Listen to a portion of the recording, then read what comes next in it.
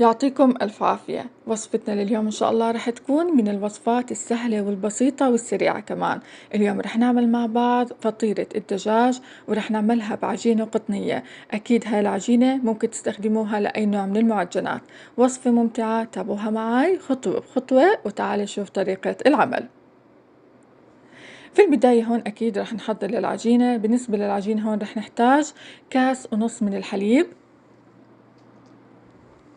رح نحتاج كمان هون نص كاس من الزيت النباتي، بالإضافة إلى معلقة كبيرة من السكر هون عشان تفاعل الخميرة، ومعلقة كبيرة من الخميرة. بحركهم كتير منيح مع بعض، بتركهم من 5 دقائق ل10 دقائق حتى تفور الخميرة. زي ما بحكي لكم دائما لازم نتأكد عنا إنه الخميرة فارت قبل ما ننزل الطحين حتى نتأكد من نجاح العجينة معنا. هيك عندي الخميرة تمام. هلا هون رح ننزل الطحين. رح نحتاج 3 كاسات ونص من الطحين. رح نحتاج كمان هون معلقة صغيرة من الملح، بالإضافة إلى معلقة صغيرة من البيكنج باودر. مكونات العجينة عندي هيك صارت جاهزة، بعجنهم، نستمر في العجن حتى تتشكل معنا عجينة متماسكة. بالنسبة للحليب أكيد لازم يكون عندنا الحليب دافي. في حال مش متوفر عندكم السائل استخدموا حليب البودرة. حجم الكاس اللي أنا استخدمته بالوصفة 300 مل. هيك عندي العجينة جاهزة، بغطيها بتركها ترتاح ساعة، بعديها بشتغل فيها. الخطوة اللي بعديه هون رح نحضر للدجاج. بالنسبة للدجاج هون رح نحتاج كمية من الزيت النباتي، واستخدمت هون صدور الدجاج، كيلو من صدور الدجاج قطعته مكعبات صغيرة. بنقلب الدجاج مع الزيت النباتي وبتركه هون حتى يستوي. كيف بنعرف انه الدجاج عنا استوى؟ لما تنشف ميته تماما. صدور الدجاج سريعة في الاستواء، ما بتغلب ابدا. هيك عندي الدجاج استوى. هلا هون رح انزل المطيبات. بالنسبة للمطيبات هون رح نحتاج البصل حبة كبيرة فرمتها كثير ناعم. هون انا فرمتها على الفرامة. اول ما تتذبل عندي البصلة رح انزل الخضار. الخضار اكيد ممكن تستخدموا الخضار اللي انتم بتحبوها. انا هون استخدمت الفلفل الرومي حبة من كل لون. تقريبا هون استخدمت 4 حبات. بقلبهم. بعديه هون رح ننزل البهارات. أكيد في البداية هون رح نحتاج الملح، رح نحتاج البابريكا معلقتين صغار، رح نحتاج الفلفل الأسود، الكزبرة الناشفة والقرفة. أكيد ممكن تحطوا البهارات اللي انتم بتحبوها. بقلبهم، بتركهم يتسبكوا شوي. قبل ما أطفي الغاز هون رح أحط معلقة كبيرة من دبس الرمان. دبس الرمان بيعطي نكهة كثير طيبة للدجاج. بتركهم شوي على الغاز، بعديها بطفيه، وبهيك عندي الحشوة صارت جاهزة. بخليها على جنب. وهلا هون رح نشوف العجينة. هيك عندي العجينة بعد ما تركتها ترتاح ساعة. ما شاء الله العجينة بجد رائعة. برجع هون بعجنها مرة ثانية، بطلع الهواء منها ورح أقطعها. بالنسبة للتقطيع هون رح أقطعها لقطعتين، بس رح تكون معي قطعة شوي أكبر من الثانية حتى أحطها بأسفل الصينية. رح أشكلهم هون على شكل كرات، ورح أتركهم يرتاحوا مدة 10 دقائق. طبعا رح أغطيهم هون ورح أتركهم يرتاحوا حتى لما أجي أفردهم ما يغلبوني. هيك عندي بعد ما ارتاحت العجينة بفردها.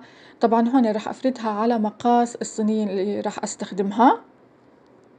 كل شوي كنت أحط الصينية جنبها حتى أخذ نفس المقاس. الصينية اللي استخدمتها هون تقريبا مقاسها 35 في 24. فرشتها في البداية ورق زبدة. في حال مش متوفر ممكن تدهنوا الصينية بكمية بسيطة من الزيت النباتي. وهون رح أعمل ثقوب حتى إنها ما تنفخ معي العجينة. وما تنسوا كمان تطلعوا الأطراف شوي على طرف العجينة، على طرف الصينية. بننزل الحشوة. هون كونوا كريمين في الحشوة. أنا نزلت كل الحشوة. رح أحط هون مع الحشوة جبنة الموزاريلا. هي اختياري. أكيد بتعطي طعم كثير طيب للدجاج. بنفس الوقت بتمسك الخلطة، يعني لما تيجي تقطعوها ما بتنزل قطع الدجاج من المعجنات. هيك عندي جاهزة. هلا هون رح أبلش أفرد في القطعة الثانية. كل ما ارتاحت معكم العجينة بتساعدكم أكثر بالفرد. نفس الطريقة بتاخدوا نفس مقاس الصينية. أول ما ننزلها هون في البداية بننزل على الأطراف، بعديها بنرتبها. لازم هون تسكروا الأطراف كثير منيح حتى ما تفتح معكم أثناء الخبز. هون راح أعمل خطوة بالسكينة، راح أقسم الوجه، راح أعمل خطوط في الطول وخطوط في العرض، بس هون أنا ما راح أنزل السكينة لتحت، الخطوط راح تكون معي خفيفة. راح أورجيكم إياها. لاحظوا الخطوط بس هي على الوجه، ما نزلتها لتحت. قبل ما أدخل هون الصينية الفرن راح أدهن الوجه بخلطة التلميع. اليوم راح أستخدم البابريكا مع خلطة التلميع. هون استخدمت حبة صفار بيض مع ربع معلقة من الخل ونص معلقة تقريبا من البابريكا. البابريكا هون بتعطي لون حلو للفطيرة. بتدهنوها كثير منيح الأطراف. قبل ما أدخلها كمان هون الفرن راح أدهن، راح أرش على الوجه السمسم الأبيض، وأكيد ممكن تحطوا حبة البركة. الفرن هون كان على درجة حرارة 200. الخبز أغلبه كان معي من تحت. الشواية هون شغلتها بس مدة دقيقتين. المدة فرن عن فرن بيفرق حتى إنها تستوي معاكم تماما من تحت، يعني تاخذ لون ذهبي معكم. هيك عندي أول ما طلعتها من الفرن بغطيها بقطعة قماش، بتركها شوي تبرد، بعديها بقدمها. ما شاء الله الطعم بجد شهي. وصفة سريعة وبتعمل ما شاء الله هون قطع منيح، يعني تقريبا عملت عندي 15 قطعة. بالنسبة للصينية ممكن تستخدموا الصينية اللي انتم بدكم اياها، ممكن تستخدموا حجم دائري حسب المتوفر عندكم.